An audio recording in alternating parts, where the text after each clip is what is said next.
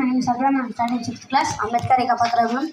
నేను మీ భీమ్రావ్ రామ్జీ అంబేద్కర్ 1891 ఏప్రిల్ 14న మధ్యప్రదేశ్లోని మౌ అనే ఊరిలో నేను పుట్టాను. కడుపు నొప్పితో చదివిన రోజులు, తాగే నీళ్లు కూడా ఇవ్వని రోజులు, బల్లోకి రానివ్వలేదు, గుళ్ళోకి రానివ్వలేదు, బస్సులో సీటు లేదన్నారు.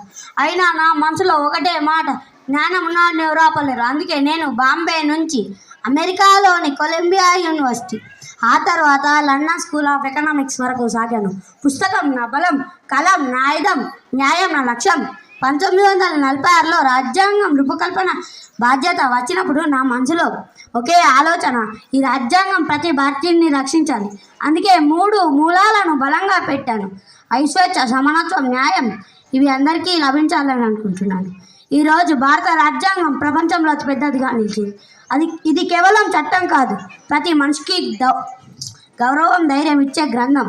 చివరిగా నా జీవితం ద్వారా నేను మీకు ఇచ్చే సందేశం ఒకటి: చదువుకోండి, సంఘటితం అవ్వండి, పోరాడండి. చదువు మనిషిని మారుస్తుంది, మారిన మనిషి దేశాన్ని మార్చగలడు అనేది నా నమ్మకం. జై హింద్, జై భీమ్, జై భారత్.